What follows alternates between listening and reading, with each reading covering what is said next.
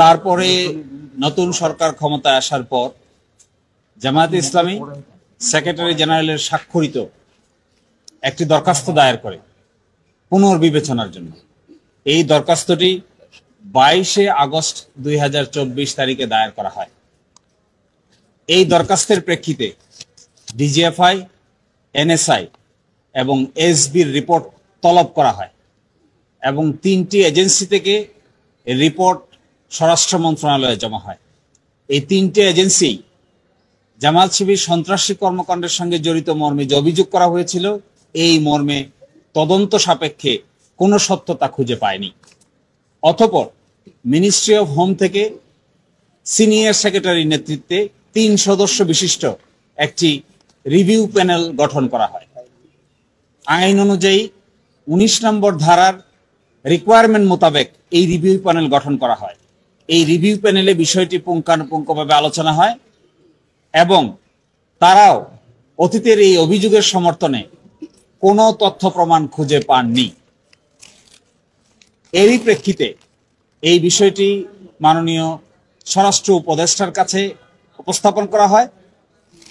ওনার সই স্বাক্ষরের পরে মাননীয় প্রধান উপদেষ্টা, তার সই স্বাক্ষরের পরে মাননীয় আইন উপদেষ্টার সকল প্রক্রিয়া সম্পন্ন হয়ে এই বিষয়টি সিদ্ধান্ত গৃহীত হয় যে অতীতে যে প্রজ্ঞাপনটি জারি করা হয়েছিল এই প্রজ্ঞাপনটিকে বাতিল ঘোষণা করা হয়। কিছুক্ষণের মধ্যেই, অল্প সময়ের মধ্যেই আপনারা এই সিদ্ধান্তের গেজেট আপনাদের দেখতে পাবেন, ওয়েবসাইটেও দেখতে পাবেন, আপনাদের কাছেও সেটা অ্যাভেলেবল হবে। এবং এই প্রক্রিয়া করতেই আমি বলেছিলাম যে গতকালকেই করার কথা ছিল, যেহেতু প্রক্রিয়াটা একটু লম্বা, আইন মোতাবেক আইনের প্রত্যেকটি ধারা উপধারা ফলো করে এই কাজ করা হয়েছে। আমরাও চেয়েছি আইনের কোনো ব্যত্যয় যেন না হয়, আইন মানতে যেন কারো কোনো আপত্তি না থাকে এবং আইনের ক্ষেত্রে যেন কেউ কখনো বলতে না পারে যে জামায়াত ইসলামী আইনের বাইরে কাজ করেছে। এই জন্য প্রতিটা পদক্ষেপ সূক্ষ্মভাবে সম্পন্ন করতে গিয়ে কিছুটা সময় লেগেছে। এই জন্য গতকালকে প্রজ্ঞাপনটি না হয়ে আজকে অল্প সময়ের ভিতরেই এই প্রজ্ঞাপনটি পাবলিকলি প্রকাশ করা হবে। যে নিষিদ্ধের আদেশটি দেওয়া হয়েছিল 1 আগস্ট, এটি প্রত্যাহার হয়নি, এটি বাতিল হয়েছে। এই বাতিলটা যে কারণে ওনারা নিষিদ্ধ করেছিলেন, সবগুলো রিপোর্টে একই ধরনের রিপোর্ট এসেছে যে সন্ত্রাসী কর্মকাণ্ডের সঙ্গে জড়িত এই ধরনের কোনো বিশ্বাসযোগ্য কোনো কিছুই কেউ খুঁজে পাননি। না ডিজিএফআই পেয়েছেন, না এনএসআই পেয়েছেন, না এসবি পেয়েছেন, না রিভিউ প্যানেল পেয়েছে। তাহলে তখনকার এই নিষিদ্ধের ভিত্তি কি? রিভিউ প্যানেলের এখানে মন্তব্য আছে যে ভিত্তিহীনভাবে তখন নিষিদ্ধ ঘোষণা করা হয়। আমরা যেটা আগেই বলেছিলাম যে আসলে এটি ছিল অসৎ উদ্দেশ্য প্রণোদিত, কোন রকম আইনি প্রক্রিয়া ফলো না করে হুইমসিক্যালি ইচ্ছাকৃতভাবে যখন তখন যা মনে হয়েছে তখনই তাই করা হয়েছিল। এই বিবেচনায় এই আদেশ আর টিকতে পারে না, সেই জন্যই প্রত্যাহার করে দিয়েছে। আমি তো মনে করি আপনি যখন কাউকে জুলুম করবেন, এই জুলুমের মধ্য দিয়ে মানুষের হৃদয়ে তাদের অবস্থান আরো শক্তিশালী হয় জালিমের বিরুদ্ধে। সুতরাং আপনি কখনো জুলুম করাটা উচিত নয়। যাকেই জুলুম করবেন তার প্রতি মানুষের যে আবেগ, অনুভূতি এবং দুর্বলতা জালিমের প্রতি বেশি থাকে না।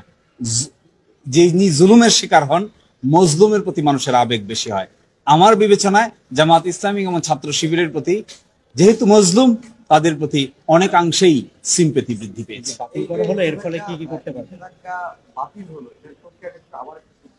এই নিষেধাজ্ঞাটা বাতিল হওয়ার প্রক্রিয়ায় আমরা বাংলাদেশ জামায়াতে ইসলামী সেক্রেটারি জেনারেল জনাব গোলাম পরোয়ারের স্বাক্ষরে একটি দরখাস্ত দায়ের করা হয় মাননীয় সচিব, স্বরাষ্ট্র মন্ত্রণালয় বরাবর।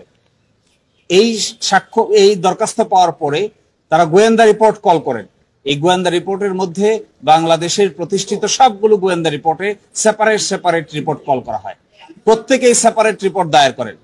তারপরে একটি রিভিউ প্যানেল গঠন করা হয় হোম মিনিস্ট্রিতে সিনিয়র সচিবের নেতৃত্বে 3 সদস্য বিশিষ্ট।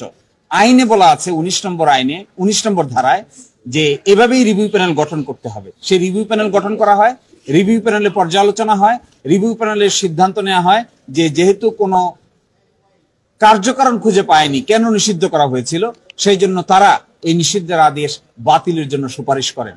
এরই প্রেক্ষিতে মাননীয় স্বরাষ্ট্র উপদেষ্টা, মাননীয় প্রধান উপদেষ্টা এবং আইন উপদেষ্টার সকলের সম্মতিতে এই সিদ্ধান্ত গৃহীত হয় যে অতীতের এই যে নিষিদ্ধকরণ সার্কুলারটি ছিল এটিকে বাতিল বলে ঘোষণা করা হয়েছে।